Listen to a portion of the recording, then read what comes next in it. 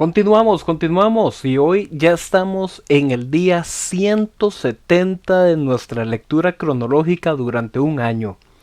Damos gracias a Dios porque nos ha permitido llegar hasta este momento y espero que todo esto esté siendo para su edificación. Le motivo, siga adelante, aunque haya algún día en que se haya atrasado. Lo importante es la perseverancia y la disciplina. Lo importante es que lleguemos juntos a la meta.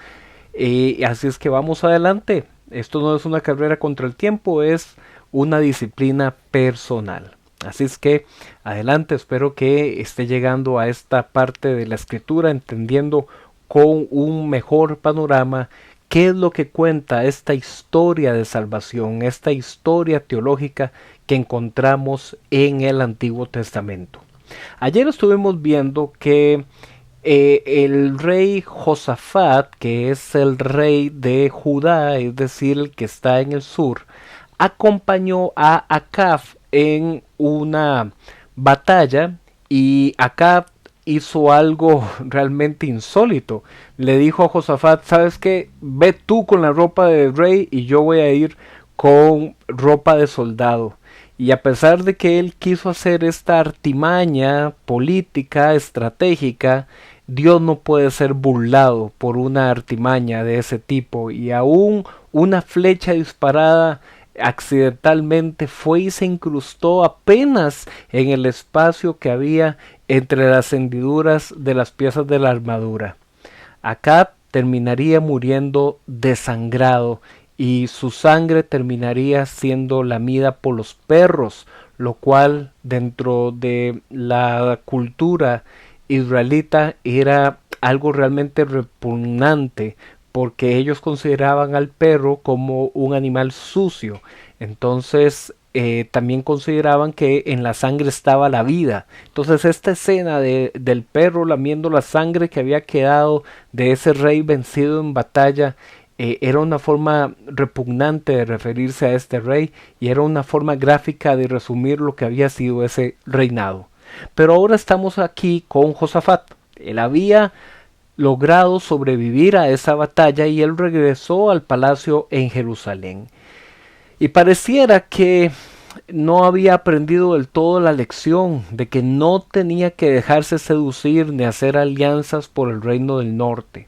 Fue visitado por un vidente llamado Jehú.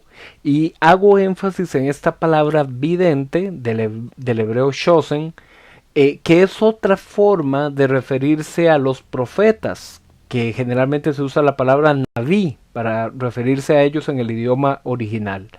Pero en realidad estas dos palabras son como funciones distintas de un mismo ministerio que era dado por Dios, el cual consistía en ser ellos receptores y portadores de la palabra de Yahvé, la palabra de el Señor. Así es que Jehú, como este portavoz, como este comunicador de esta visión que había tenido de parte de Dios, llegó donde Josafat y lo acusó por haber ayudado al malvado rey Acab. Sin embargo, como también Josafat había reducido la idolatría en Judá, no hubo un juicio inmediato contra él. Dios lo trató con misericordia. Josafat entonces nombró jueces y líderes en diferentes ciudades de Judá a quienes les advirtió de ejercer sus funciones de acuerdo con los mandatos de la ley. Tenían que ejercer sus funciones con justicia, con equidad, sin favorecer a uno en detrimento del otro. Eso era el temor del Señor. En Segunda de Crónicas capítulo 20 nos encontramos que los pueblos que estaban al otro lado del río Jordán, es decir, Amón y Moab, hicieron una coalición. Ellos se unieron para hacer la guerra contra Josafat de Judá. Y esto es muy significativo porque hemos visto en capítulos anteriores que cuando se habla del reinado de Josafat, se habla de que fue un reinado que tuvo mayoritariamente tiempos de paz.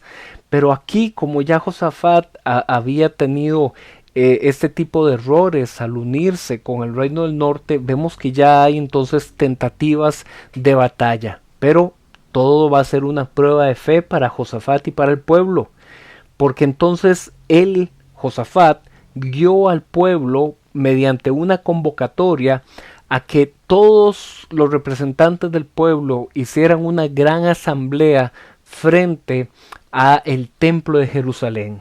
Ahí el rey Josafat hizo una oración pública pidiendo protección a Dios, mostrando confianza en que Él no los abandonará.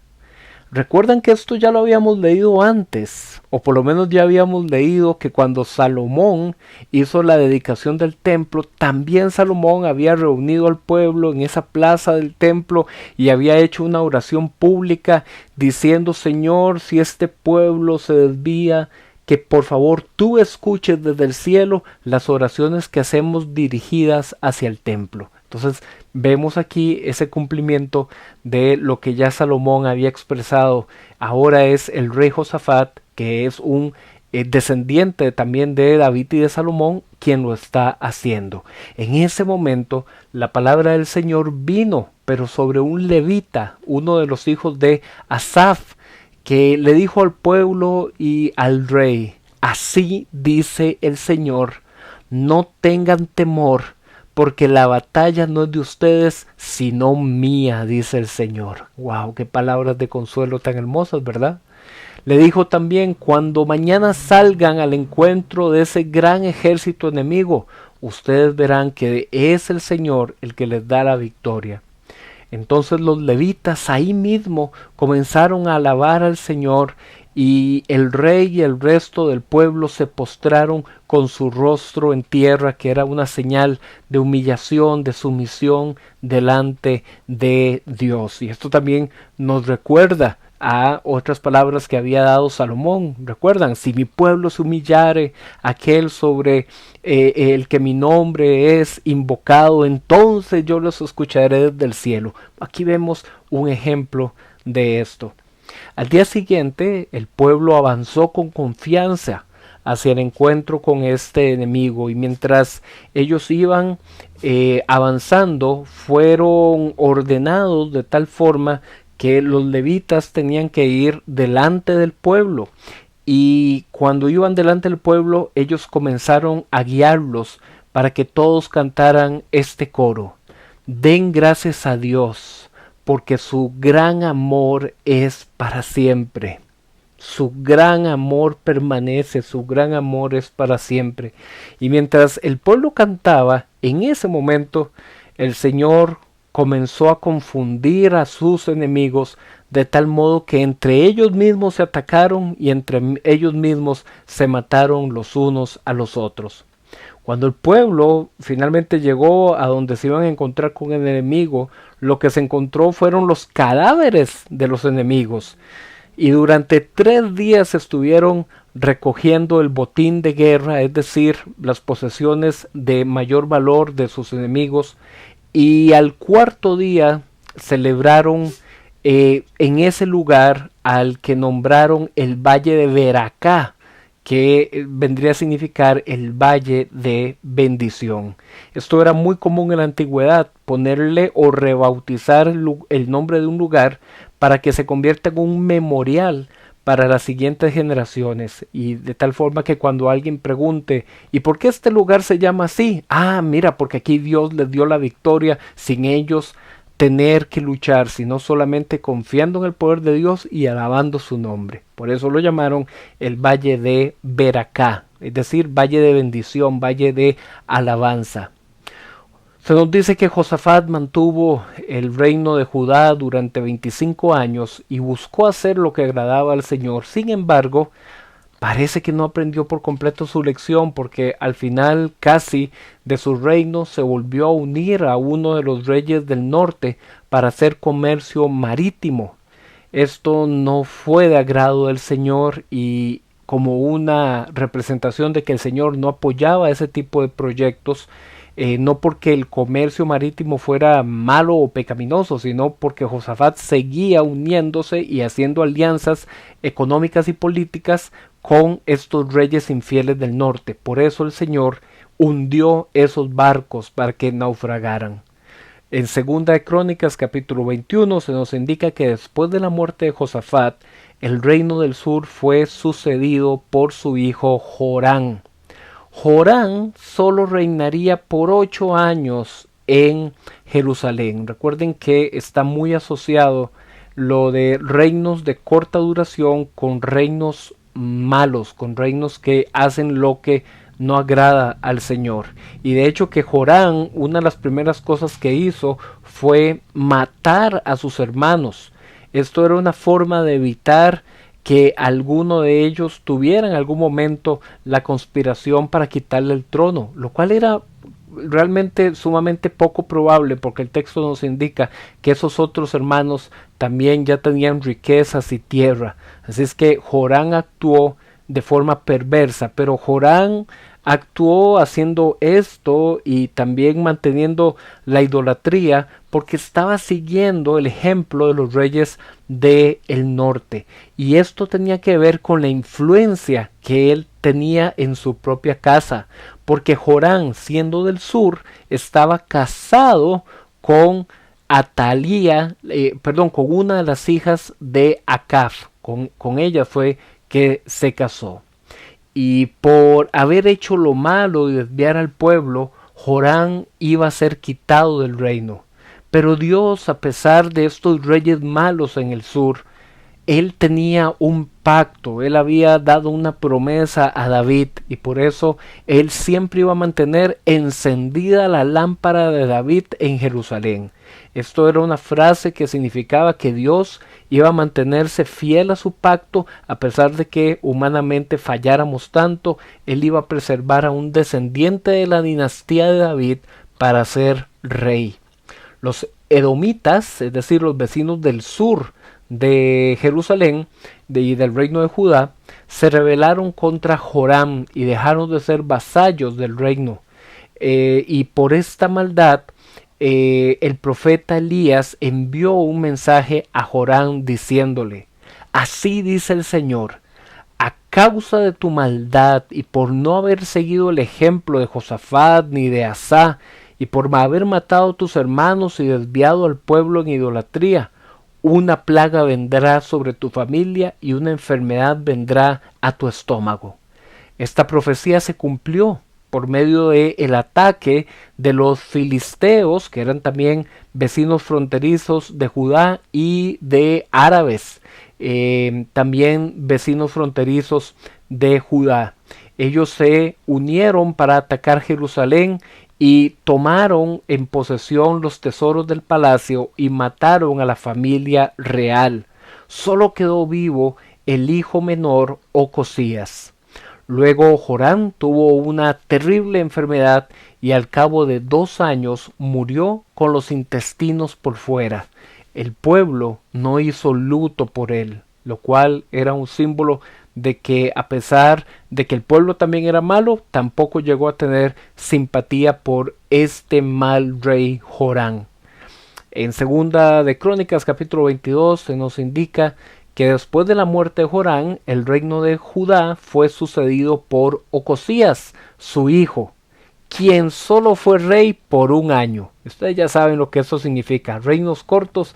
Fue que siguió el mal ejemplo de sus antepasados, sobre todo el mal ejemplo de Acab, que era el rey de los más perversos en el norte, porque él seguía el mal consejo de su madre. Ocosías escuchaba a su madre, que era descendiente también de Acab. Ocosías fue al reino del norte a visitar al rey, que había resultado herido en una batalla. Ahí se encontró con Jehú, que lo terminaría también matando, de tal forma que el trono del sur quedó vacío. Y por eso Atalía, su madre, aprovechó para matar a los demás descendientes de David con línea posible al trono. De ese modo ella, una mujer del reino del norte, se terminaría proclamando como reina de Judá. Sin embargo, ese es un una proclamación de reino falsa, porque ella estaba usurpando un trono que no le pertenecía, porque había uno de los descendientes de David que había logrado ser ocultado en el templo para que no lo mataran. Se trata de Joás, que era un hijo pequeño de Ocosías. Él fue protegido por su tía, la esposa del sacerdote Joyadá. Y cuando Atalía, es decir, esta madre de Ocosías, esta hija de Acab, mataba a sus hermanos, Joás fue escondido en el templo durante 6 años. En 2 de Crónicas capítulo 23 se nos introduce a el sacerdote Joyadá, que realmente aquí es el héroe detrás del trono, porque Joyadá vendría a ser como una figura ejemplar, así como en el pasado lo había sido Samuel, que había ayudado a los primeros reyes. Aquí este sacerdote Joyadá, que había ocultado al niño en el templo para que no lo mataran, ahora tuvo la idea de convocar a los levitas y a los principales líderes de Judá para revelarles la existencia de Joás, que sí era un verdadero descendiente de David y que era el heredero legítimo del trono de Judá, no Atalía. Joyadá el sacerdote tuvo un plan para proteger a Joás en el templo, mientras afuera los levitas y los otros líderes que estaban de su lado con armas en la mano deberían poder hacer un anillo para que nadie del pueblo pudiera tocar a Joás, sino que el plan era llevarlo delante del pueblo durante un sábado, es decir, un día de reposo donde el pueblo iba a estar ahí proclamado, donde iban a estar el pueblo reunido y proclamarlo como rey. Cuando Atalía, que no estaba ahí cerca, se enteró porque escuchó toda la conmoción de que el pueblo estaba proclamando a Joás, que era apenas un niño, lo estaban proclamando como un rey, se acercó hasta llegar cerca del templo y cuando vio esto comenzó a gritar traición, traición, lo cual era sumamente contradictorio porque en realidad la traidora era ella, que había usurpado durante 6 años el trono que no le correspondía. Joyadá le ordenó a los hombres que estaban de su lado que la sacaran del templo y que la mataran a las afueras de Jerusalén. Después Joyadá siguió guiando al pueblo para derribar el templo de Baal, que todavía estaba ahí cerca, y los altares de los ídolos.